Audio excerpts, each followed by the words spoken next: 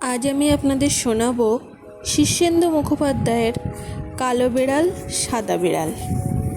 চলুন তাহলে শোনা যাক।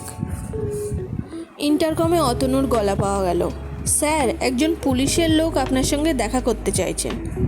মনোজ সেন খুবই অবাক হয়ে বলল, পুলিশের লোক? পুলিশের লোক আমার কাছে কি চায়? সেটা উনি আপনাকেই বলতে চান। আজ আমার সময় কোথায়? এখনই ফরেন ডেলিগেটরা এসে পড়বেন। একটু আগে তাজ বেঙ্গল থেকে ওরা বেরিয়ে পড়েছেন। মিনিস্টারের সঙ্গে জাস্ট 15 মিনিটের অ্যাপয়েন্টমেন্ট সেরেই চলে আসবেন। আমি কতটা ব্যস্ত বুঝতে পারছো। I am going through the papers now. Last minute checking. সবই বলেছি স্যার, তবু উনি ইনসিস্ট করছেন। ওকে, ফোনটা দাও। Okay sir. টেলিফোনে একটা মিহি গলা পাওয়া গেল, যা মোটেই পুলিশি কর্তৃত্ব ব্যঞ্জক নয়, বরং খুবই ভদ্র ও বিনয়ী গলা। মিস্টার সেন, আমার প্রয়োজনটা বিশেষ জরুরি। আপনি আগামীকাল আসুন। আমি জানি আপনি আজ ফরেন ডেলিগেটদের নিয়ে ব্যস্ত থাকবেন। আজ তাদের সঙ্গে আপনার লাঞ্চ এবং মিটিং। একটা কন্ট্রাক্টও আজ সই হবে, কিন্তু আমার দরকারটাও গুরুতর। খুবই মুশকিলে ফেললেন। এনিওয়ে, 2 মিনিটের বেশি সময় নেবেন না। বাই দা বাই, আপনি কি লালবাজারের লোক? না। তাহলে কি লোকাল থানা? না, আমার হেডকোয়ার্টার প্যারিসে। বলেন কি, ফরাসি পুলিশ কি বাংলা বলে? বলে, যদি ইন্টারপোলের লোক হয়। আমি বাঙালি, দুর্ভাগ্যবশত। ইন্টারপোল? সে তো সাংঘাতিক ব্যাপার। আসুন মশাই। তার সেক্রেটারি সোনালি সোম চুক্তিপত্রের কাগজগুলো টেবিলে খুব সুন্দরভাবে সাজিয়ে দিচ্ছিল। মনোজ সেন তার দিকে চেয়ে বলল, ইন্টারপোলের কে একজন দেখা করতে চাইছে। ঠিক আছে স্যার, আমি পরে আসছি। কাগজগুলো চটপট ফাইলবন্দি করে সোনালি পাশে সুইং ডোর ঠেলে ও ঘরে চলে গেল। যেতে না যেতেই বেয়ারা সামনের দরজা ঠেলে ভিতরে ঢুকে স্লিপ রাখলো টেবিলে। মনোজ সেন স্লিপটা নিয়ে নামটা দেখল, সুধাকর দত্ত, ইন্টারপোল। ভিতরে নিয়ে এসো। যে লোকটা ঘরে ঢুকলো তার চেহারাটা বেশ ভালো, তাকতওয়ালা লোক, লম্বায় চওড়াই আছে, নেভি ব্লু স্যুট পরা, গলায় বো, বয়স 30-এর কাছে পিঠে। নমস্কার। নমস্কার, বসুন। আপনি আজ খুবই ব্যস্ত আমি জানি সেন সাহেব, ডিস্টার্ব করলাম বলে ক্ষমা করবেন। ঠিক আছে, বলুন কি করতে পারি। আমার বক্তব্য খুব সংক্ষেপে বলা যাবে না, ইটস এ লং স্টোরি। কিন্তু আজ আপনার হাতে সময় নেই। ইনফ্যাক্ট আমার হাতেও নেই। সেই জন্য শুধু কাজের কথাটুকু বলে নিই, কেমন? সেই ভালো। আমি আসছি এখন পশ্চিম এশিয়া থেকে। এই যে বললেন প্যারিস? হ্যাঁ, আমার হেডকোয়ার্টার প্যারিসে, কিন্তু আমি অন ডিউটি একটা অ্যাসাইনমেন্টে আছি। বুঝেছি, বলুন। আপনার কোম্পানি একটা বড় কন্ট্রাক্ট পাচ্ছে, তাই না? হ্যাঁ। মোট 12 জন ডেলিগেট এসেছেন, সবাই সরকারি প্রতিনিধি। হ্যাঁ। আপনি কদিন আগে ওখানে গিয়েছিলেন? মাস 8 আগে। এদের সবাইকে কি আপনি চেনেন? না, তবে কারোর সঙ্গে দেখা হয়েছিল। 2-3 জনকে চিনি। এই 12 জনের মধ্যে একজনকে আমার দরকার। তার মানে? তিনি একজন ইন্টারন্যাশনাল ক্রিমিনাল। বলেন কি? ভয় পাবেন না, আমি তাকে অ্যারেস্ট করব না, কোনো ঝঞ্ঝাট ঝামেলাও হবে না। আমি তাকে জাস্ট আইডেন্টিফাই করতে চাইছি। তার মানে কি আপনি তাকে চেনেন না? না, তবে এই 12 জনের মধ্যে একজন তিনি। কিন্তু এরা সবাই সরকারি প্রতিনিধি, প্রত্যেকেই সরকারের দায়িত্বপূর্ণ পদে রয়েছেন। আপনার কি মনে হয় কোনো সরকার একজন ক্রিমিনালকে গুরুত্বপূর্ণ পদে রাখবেন? দুটো কারণে রাখতেই পারেন। 1, সরকার সম্ভবত জানেন না যে ইনি একজন ক্রিমিনাল। 2, ইনি হয়তো একজন এমন বিশেষজ্ঞ যে সরকারের পক্ষে একে তাড়ানো সম্ভব নয়। 3য় আর একটা কারণও আছে, ইনি হয়তো সরকারকে ব্ল্যাকমেল করছেন বা এর খুঁটির জোর আছে। আইডেন্টিফাই করলে কি করবেন? আমার কাজ আইডেন্টিফাই করা এবং হেডকোয়ার্টারে জানানো। তারপর ডেলিগেটরা এরপর মায়ানমার এবং থাইল্যান্ডে যাবেন, তারপর দেশে ফিরবেন। সম্ভবত আমাকেও ওদের পিছু পিছু যেতে হবে। আমাকে কি করতে বলছেন? আপনার কাছে আমার একটি প্রার্থনা আছে। আমি আজ ডেলিগেটদের কাছাকাছি থাকতে চাই। এ ব্যাপারে আপনিই আমাকে সাহায্য করতে পারেন। কিভাবে? আপনি আমাকে আপনার সেক্রেটারি হিসেবে ইন্ট্রোডিউস করবেন। আমি ওদের রিসেপশনের চার্জে থাকব। তা কি হয়? আপনাকে আমি চিনিই না, একজন অচেনা লোকের উপর একটা দায়িত্ব ছেড়ে দেওয়া সম্ভব নয়।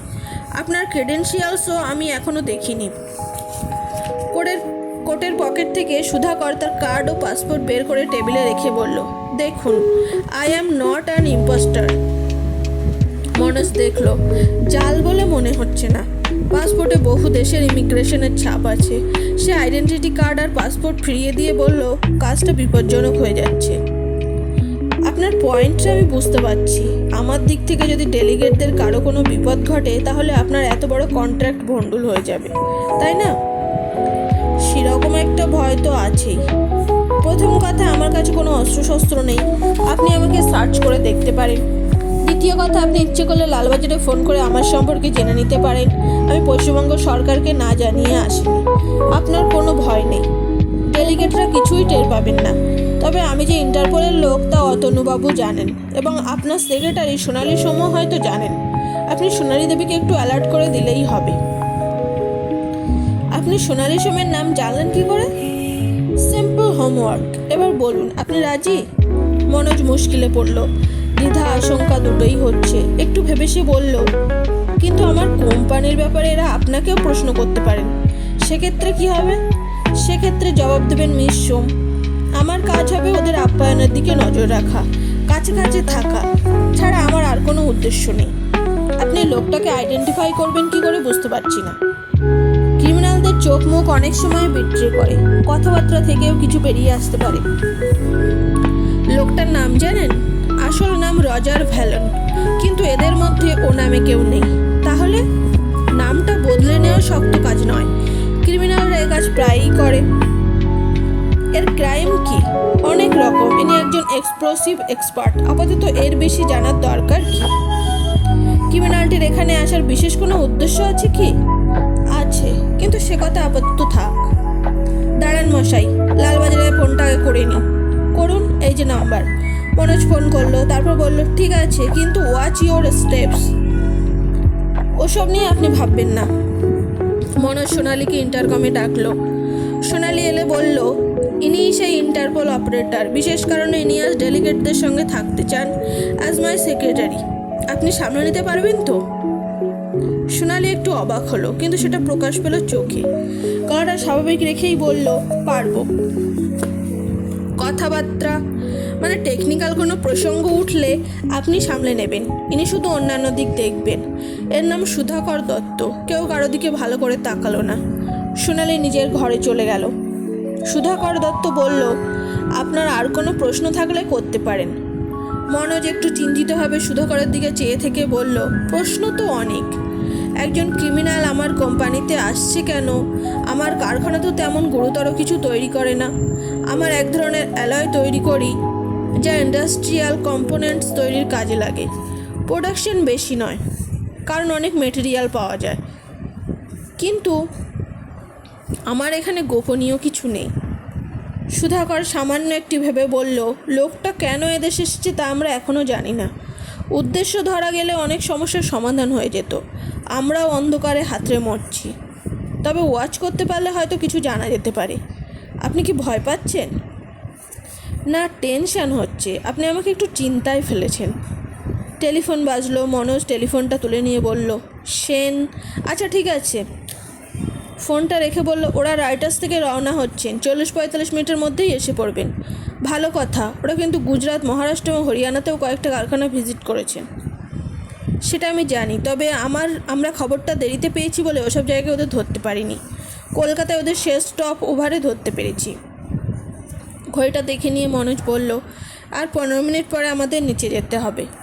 সুধাকর উঠে দাঁড়িয়ে, ততক্ষণে আমি আপনার কমপ্লেক্সটা একটু ঘুরে দেখে নিতে চাই, উইথ ইয়োর কাইন্ড ইনফরমেশন। কোনো বাধা নেই, তবে একা তো পারবেন না। সোনালী বরং আপনাকে নিয়ে যাক। মনোজ সোনালীকে ডেকে বলল, ওকে কারখানাটা চটপট ঘুরিয়ে দেখিয়ে দিন। হাতে খুব বেশি সময় নেই। সোনালীর ভ্রু সামান্য কুঁচকে ফের সহজ হয়ে গেল। বলল, ঠিক আছে, আসুন মিস্টার দত্ত। সোনালি মেয়েটাকে মনোজ গত 1 বছরেও ঠিকঠাক বুঝে উঠতে পারেনি। অত্যন্ত কাজের মেয়ে, চটপটে, স্মার্ট, দেখতেও চমৎকার, কিন্তু মেয়েটার মুখে কখনো হাসি দেখা যায় না। এত গম্ভীর এবং এতই সাংঘাতিক ব্যক্তিত্ব যে মনোজ ওর বস হওয়া সত্ত্বেও মনে মনে একে সমীহ করতে বাধ্য হয়। সোনালির একাডেমিক রেকর্ড খুবই ভালো, ইংরাজিতে MA এবং আরও কয়েকটা ট্রেনিং নেওয়া আছে।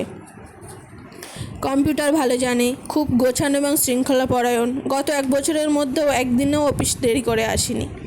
এখনও কাজে কোনো ঢিলেমি দেখা যায়নি। ওর শরীর খারাপ হয় না, কোনো বায়না বা দাবি দেওয়া নেই। সোনালির ওপর চোখ বুজে নির্ভর করা যায়, কিন্তু ওর মধ্যে একটু রোবট ভাবটা খুব বেশি পছন্দ করতে পারে না মনোজ। এই যে একটু ভুরু কোচকালো, এতেই মনোজের অস্বস্তি হচ্ছে। রেগে গেল নাকি সোনালি? ইন্টারকমে অতনুকে ডেকে মনোজ বলল, ওরা রাইটার্স থেকে রওনা হয়েছেন। তোমার রিসেপশন কমিটি ঠিক আছে তো? সব ঠিক আছে স্যার। তোমাকে একটা কথা জানিয়ে রাখি, সুধাকর দত্ত নামে যে ভদ্রলোক এসেছেন আমার সেক্রেটারি হিসাবে কাজ করবেন, বুঝেছো? সেক্রেটারি? হ্যাঁ, and no question. Okay sir. আর ইন্টারপোলের কথাটা সম্পূর্ণ ভুলে যাও, বুঝেছো? হ্যাঁ স্যার, উনিও আমাকে সেটা বুঝিয়ে গেছেন। মনোজ উঠে জানলার কাছে এসে দাঁড়ালো। বিশাল দেয়াল জোড়া কাচের সার্সি, অখণ্ড অভঙ্গুর কাচ, পিছনে গাছপালা সাজানো বাগান ঘেরা লনের ওপাশে কয়েকটা লম্বা লম্বা শেড। ওইসব শেড হলো তার কারখানা, ইস্টার্ন ইন্ডাস্ট্রিয়াল অ্যালয়। বাঁদিকে কেমিক্যাল ল্যাবরেটরি, ডান দিকে মেল্টিং শপ। খুব বেশি লোক এখানে কাজ করে না, লোকের তেমন দরকারও নেই, কিন্তু দরকার ভালো বিশেষজ্ঞের। আগে কারখানার আবহাওয়া শান্ত ছিল, এখন একটা ইউনিয়ন হয়েছে। কিছু কিছু অশান্তি দেখা দেয় মাঝে মাঝে, তবে এখনও তা মাত্রা ছাড়ায়নি।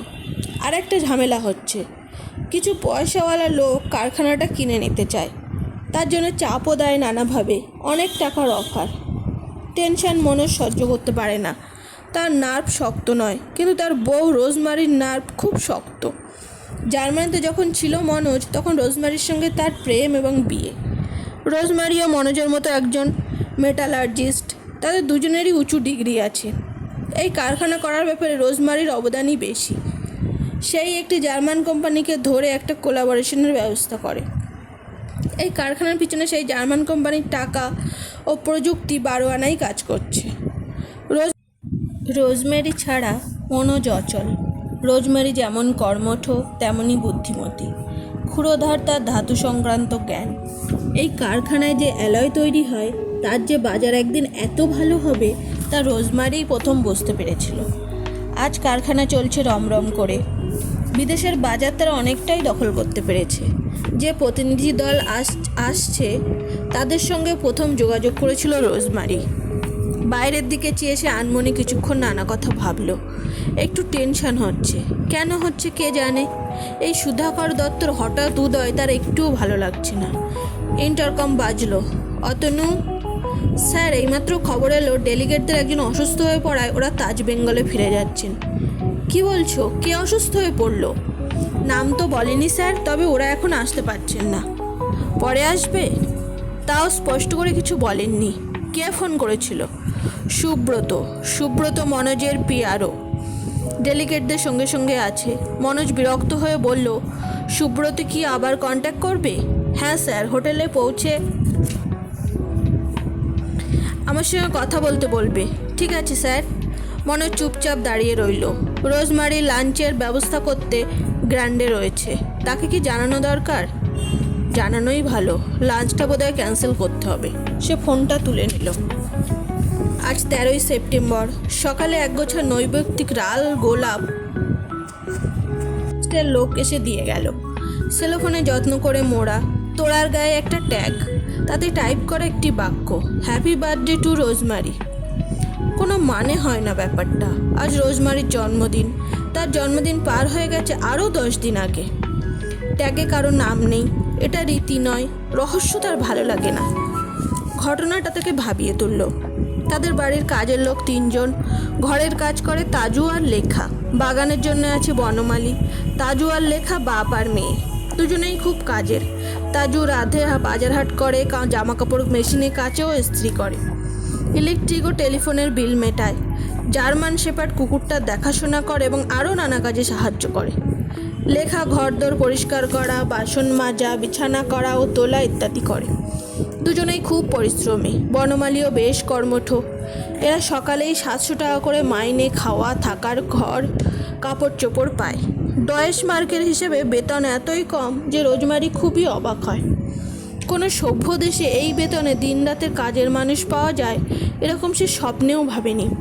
প্রায় কৃতদাসের মতো এরা হুকুম তামিল করে, খুবই ভদ্র এবং অনুগত। মাঝে মাঝে সে ভাবে, এদের কি আমরা এত সস্তায় কিনে নিয়েছি? গোলাপের তোড়াটা যখন এলো তখন দোতলার বারান্দায় সকালে রোদে বসেছিল রোজমারি। গায়ে হালকা স্যান্ট্যান তেল মেখে নিয়ে রোজই সে কিছুক্ষণ সকালে রোদ পোয়ায় এবং চোখ বুজে খুব স্থিরভাবে সারাদিনের প্রোগ্রাম ঠিক করে নেয়। তার স্বামী মনোজ একটু অগোছালো স্বভাবের এবং হয়তো আত্মবিশ্বাসেরও কিছু অভাব আছে। মনোজের ফাঁকগুলো রোজমারিকেই ভরাট করতে হয়।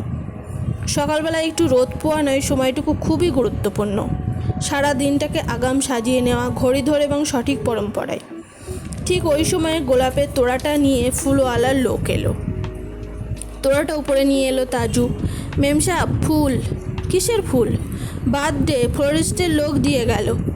রোজমারি ফুল এবং ট্যাগ দেখে ভ্রু কুচকে বলল, আমার বার্থডে তো আজ নয়। জানি মেম সাহেব। ঠিক 35টা ফুল। রোজমারির বয়স এখন 35ই, কিন্তু কে এই ভুল দিনে ফুল পাঠালো সেটা বুঝতে পারল না সে। ফুল সে খুবই ভালোবাসে, ভালোবাসে কাজ, ভালোবাসে সাফল্য, ভালোবাসে লড়াই, ভালোবাসে হেলথ ফুড, ভালোবাসে আরও অনেক কিছু। রোজমারি তাজুকে বলল, লিভিং রুমে সাজিয়ে রেখে দাও। তাই রাখলো তাজু। মধ্যবয়স্ক তাজু একটু কম কথার মানুষ।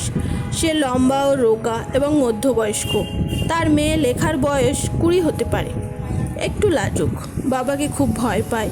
এই বাবার মেয়েকে খুব লক্ষ্য করে রোজমারি। এমন অদ্ভুত আনুগত্য ও শ্রদ্ধার ভাব সে কদাচ দেখেনি। এদের মধ্যে সবসময় যেন কৃতজ্ঞতার ভাব ফুটে থাকে। মনোজ বলেছিল এদেশে ঝি চাকরের মাইনে নাকি অনেক কম, এরা বেশি মাইনে পায় বলেই অমন কৃতার্থ। রোজমারির বিস্ময় এখানে। 700 টাকাও কি খুব খুব খুব কম টাকা নয়? মাত্র 700 টাকায় একটা মানুষ। ব্রেকফাস্ট করতে যখন লিভিং রুম পেরিয়ে ডাইনিং হলের দিকে যাচ্ছিল, রোজমারি তখন বুককেসের উপর কাঠগ্লাসের ফুলদানিটা চোখে পড়ল। 35টা গোলাপের কুড়ি। সেলোফেন ছিঁড়ে তাজু সাজিয়ে রেখেছে। রোজমারি কাছে গিয়ে ফুলগুলো দেখলো, টাটকা এবং সুন্দর গন্ধ। একটা গোলাপকে সে একটু স্পর্শও করলো। কে পাঠালো? ভুল দিনে কেন? সে কি তার জন্মদিন জানে না?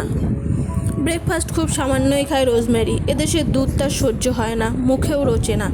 তার বদলে সে বিদেশ থেকে আনানো একটা বিভারেজ খায়, সঙ্গে দুটো মাখন ছাড়া টোস্ট, একটা কলা। সকাল ঠিক 9টায়। আর এই সময়ে তার দুজন সেক্রেটারি এসে হাজির হয়। একজন শুভ, অন্যজন মৈত্রী। দুজনেরই বয়স 24-25। খুব চটপট এবং বুদ্ধিমান ও বুদ্ধিমতী। শুভ ডিকটেশন নেয় এবং কাগজপত্র গুছিয়ে রাখে। মৈত্রী রাখে বিভিন্ন কোম্পানি ও ব্যক্তির সঙ্গে যোগাযোগ ও অ্যাপয়েন্টমেন্ট। এরা খানিকটা রোজমারির সঙ্গীও। দুজন লিভিং রুমে অপেক্ষা করছিল। রোজমারি তার ব্রেকফাস্ট সেরে এসে ঢুকতেই তার উঠে দাঁড়ালো। রোজমারি বলল, একটা মজার ঘটনা দেখবে। আজ আমার বার্থডে বলে কে একজন ফুল পাঠিয়েছে, ওই দেখো। দুজনে দেখলো। মৈত্রী বলল, কিন্তু আপনার বার্থডে তো। সেইটাই তো মজা, কে পাঠাতে পারে বলো তো? শুভ বলল, কোনো অন্যমনস্ক লোকই হবে। শুভ গিয়ে ট্যাগটা দেখলো, তারপর হঠাৎ বলল, ম্যাডাম, ট্যাগের উল্টোপিঠে কিছু লেখা আছে। কি লেখা আছে? RIP। রোজমারি খুব অবাক হয়ে বলল, এটা কি এরকমই আর কি? RIP? হ্যাঁ ম্যাডাম, তাই লেখা। রোজমারি একটু রেগে গেল, বলল, RIP মানে তো রেস্ট ইন পিস, কবরের উপর লেখা থাকে। শুভ ফ্লোরিস্টের নাম আর ঠিকানা ট্যাগে ছাপা আছে। এখনই খোঁজ নাও তো। নিচ্ছি ম্যাডাম, বলে শুভ ফোন তুলে নিল। রোজমারি দোতলায় উঠে তার মুখটা আয়নায় দেখে চুল ঠিক করে নিল। আজ বিদেশের ডেলিগেটরা আসবে, তার অনেক কাজ। অফিস থেকে তাকে দুপুরের আগেই চলে যেতে হবে গ্র্যান্ডে। মাননীয় অতিথিবৃন্দকে আপ্যায়িত করতে হবে মধ্যাহ্ন ভোজে। যখন নিচে নেমে এলো তখন শুভ গম্ভীর মুখে দাঁড়িয়ে আছে। ম্যাডাম, ওরা বলছে RIP হলো একজনের নাম, রজার আইভান পোল্ক। ফুলটা সেই পাঠিয়েছে। রোজমেরি অবাক হয়ে বলল, কিন্তু লোকটা কে? এ নামে তো আমি কাউকে চিনি না। ওরা বলতে পারলো না ওদের অর্ডার বুকে এই নাম লেখা আছে। ওরা বলা ছিল যেন কার্ডের পিছনে RIP প্রিন্ট করা হয়। রোজমেরি অসহায়ভাবে কাঁধ ঝাঁকিয়ে বলল, মিস্টার পোল্ক বেঁচে থাকুন, কিন্তু আমি তাকে চিনতে পারছি না। আমাদের আর সময় নেই, চলো। তারা বেরিয়ে পড়ল। মনোজ আজ একটু আগেই বেরিয়ে গেছে অফিসের রিসেপশন ঠিক করতে। আজকের দিনটা গুরুত্বপূর্ণ। রোজমেরি কোনো ব্যাপার নিয়ে অকারণ দুশ্চিন্তা করে না। সে কাজের মানুষ, কিন্তু গোলাপের তোয়াটা তাকে ভাবাচ্ছে। আগে নিজের গাড়ি নিজেই চালাতো রোজমেরি, কিন্তু কলকাতার রাস্তায় ভিড় আর উশৃঙ্খলতা দেখে সে গাড়ি চালানো ছেড়েছে। তার গাড়ি চালায় শিবশরণ খুবই ভালো ড্রাইভার। তাকে 2000 টাকা বেতন দেওয়া হয়। এ টাকাটাও যাচ্ছে তাই রকমের কম। ভারতবর্ষের অর্থনীতির ধাঁচটা রোজমেরি আজও বুঝে উঠতে পারল না। নতুন বড় মারুতির সামনের বাকেট সিটে রোজমেরি, পিছনে শুভ আর মৈত্রেয়ী। গাড়ির কাজ বন্ধ, এয়ার কন্ডিশন চলছে। রোজমেরি কর্মচারীদের সঙ্গে বাংলার ভাঙা হিন্দিতেই কথা বলে, কারণ তার মাতৃভাষা জার্মান কেউ বুঝবে না। আর ইংরেজি এখনও রোজমেরি ভালো রপ্ত করতে পারেনি। মনোজের সঙ্গে সে আগে যে জার্মান ভাষায় কথা বলতো, আজকাল বাংলায় বলে। তাতে ভাষাটা শিখতে তার সুবিধা হয়। এখন সে বাংলা হরফ শেখার বই পড়ার চেষ্টা করছে। এ ব্যাপারে শুভ আর মৈত্রেয়ী তাকে খুব উৎসাহের সঙ্গে সাহায্য করে। লাল গোলাপের ঘটনাটা মন থেকে তাড়ানোর জন্য রোজমেরি শুভকে বলল, এবার তুমি আমাকে কোন বইটা পড়তে দেবে শুভ? পথের পাঁচালী পড়বেন ম্যাডাম? ও বইটার কথা তুমি আর মৈত্রেয়ী অনেকবার বলেছ। হ্যাঁ, খুব ভালো বই। শক্ত নয় তো? শক্ত হলে আমি পারবো না। জানো তো, রাতে শোয়ার আগে আমি মাত্র কিছুক্ষণ পড়ার সময় পাই। জানি ম্যাডাম, এটা শক্ত বই নয়, তবে ঘটনাবহুল নয়। দিও। তুমি যে মহাভারতটা দিয়েছো সেটা কিন্তু খুব কঠিন। আমি অর্ধেক কথাই বুঝতে পারছি না। ঠিক আছে ম্যাডাম, আপনাকে একটা সহজ অনুবাদ এনে দেবো। অফিসে নিজের চেম্বারে বসে রোজমেরি দ্রুত কয়েকটা কাজ সারল। কেমিক্যাল ল্যাবরেটরিতে গিয়ে চারিদিকে চরকিবাজ করলো। সব ঠিক আছে। ছায়ার মতো তার পিছনে সবসময় মৈত্রেয়ী আর শুভ। ওরা তাকে খুব পছন্দ করে। এটা টের পায় রোজমেরি। সেও এদুকে বেশ ভালোবাসে। মনোজের সঙ্গে টেলিফোনে তার কিছু কথা হয়। মনোজ, আমি তাহলে গ্রান্ডে যাচ্ছি। যাও। তুমি একদিকে সব চোখ রাখতে পারবে তো? পারবো, সবই ঠিক আছে। ডেলিগেটদের লিডার একজন বাতিগ্রস্ত লোক, খুব খুঁতখুঁতে, শকুনের মতো চোখ। ইন্সপেক্টর চার পছন্দ না হলে কন্ট্যাক্ট দেবে না। জানি, আমরা তো সাধ্যমতো করছি। রোজমেরি তার দুই সঙ্গীকে নিয়ে বেরিয়ে পড়ল। হোটেলে রোজমেরির কাজ হলো সুইটটা ঠিকঠাক গোছানো আছে কি না তা দেখা। সে নিজেও খুঁতখুঁতে। লাঞ্চের মেনু এবং ড্রিঙ্কস সে নিজে অনেক ভাবনা চিন্তা করে ঠিক করেছে। ডেলিগেটদের তেল দেওয়া তার উদ্দেশ্য নয়। এমনিতেই তার রুচি একটু নিখুঁত ঘষা। এদেশের লোকরা বেশিরভাগই একটু অলস এবং অসতর্ক। এদের উপর নির্ভয়ে ভরসা করা যায় না। তাই রোজমেরি সব ব্যাপারেই তদারকিকে গুরুত্ব দেয়। টেবিলে সাদা টেবিল ক্লথ পাতা, ফুলদানিতে টাটকা ফুল, এবং এখানেও রক্ত গোলাপ। রোজমেরি ভুরু কোঁচকালো। শুভ, মৈত্রেয়ী দেখতে পাচ্ছ? মৈত্রেয়ী বলল, কি ম্যাডাম? এখানেও লাল গোলাপ। হ্যাঁ, তাই তো। আমি রজনীগন্ধার কথা বলেছিলাম। একটু খোঁজ নাও তো, লাল গোলাপ কেন? মৈত্রেয়ী গেল এবং একটু বাদেই একজন এসে দুঃখ প্রকাশ করে বলল, ম্যাডাম, আপনার ফ্লোরিস্ট লাল গোলাপই পাঠিয়েছে। কেন? আমার তো বলা ছিল রজনীগন্ধা। শুভ, খোঁজ নাও। শুভ টেলিফোন করতে ছুটল এবং ফিরে এসে বলল, ওরা বলছে আপনি নাকি ফোন করে আগের অর্ডার ক্যান্সেল করে লাল গোলাপ দিতে বলেছেন। কখনোই নয়। রোজমেরির ফর্সা রং হঠাৎ টকটকে লাল হয়ে গেল। সে বলল, কেউ একজন আমার সঙ্গে আজ রসিকতা করছে। আমি এটা পছন্দ করছি না। শুভ এবং মৈত্রেয়ী পরস্পরের দিকে চেয়ে খুব গম্ভীর হয়ে গেল। শুভ মৃদুস্বরে বলল, আমি ওদের বলে দিয়েছি রজনীগন্ধা পাঠাতে, এখনই এসে যাবে। রোজমেরি শুভর দিকে তাকিয়ে কিছুক্ষণ পরে বলল, কিন্তু কে এরকম করছে বলতে পারো? না ম্যাডাম, আমাদেরও একটু অবাক লাগছে। ট্যাগের পিছনে RIP লেখাটাও আমার ভালো লাগছে না। আপনি কি রজার আইভ্যান পোল্ক নামে কাউকে মনে করতে পারছেন? না শুভ, আমার স্মৃতিশক্তি খুবই ভালো।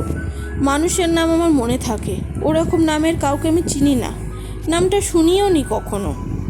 শুভ বলল, তাহলে ভাবনার কথা। মৈত্রেয়ী বলল, এটা প্র্যাকটিক্যাল জোক হতে পারে। রোজমেরি বলল, সেটা হতে পারে, কিন্তু রসিকতাটা করবে কে? আমার তেমন বন্ধুবান্ধবী তো এখানে কেউ নেই। শুভ আমার তেষ্টা পেয়েছে, ফ্রুট ককটেল দিতে বলো তো আমাদের। যতক্ষণ পানীয় না এলো ততক্ষণ রোজমেরি চুপ করে সোফায় বসে রইল। তার দুপাশে দুজন ছায়াসঙ্গী, শুভ আর মৈত্রেয়ী। পেয়ারা পানীয় দিয়ে যাওয়ার পর মৈত্রী বলল, ম্যাডাম আপনি যত ভাববেন না ব্যাপারটা হয়তো সিরিয়াস নয়। রোজমেরি গ্লাসে চুমুক দিয়ে বলল, কোনো ডিসকর্ড ঘটলে আমি অস্বস্তি বোধ করি, ঘটনাটা স্বাভাবিক নয়। 11টা নাগাদ মনোজের ফোন এলো, রোজি একটা ঘটনা ঘটেছে। কি ঘটনা? ডেলিগেটরা আসতে পারছেন না, ওদের একজন অসুস্থ হয়ে পড়ায় ওরা হোটেলে ফিরে গেছেন। সে কি? রাইটার্স থেকে ফেরার থেকে পথে ঘটনাটা ঘটেছে, সুব্রত ওদের সঙ্গে আছে, সে ফোন করলে ঘটনাটা জানতে পারবো।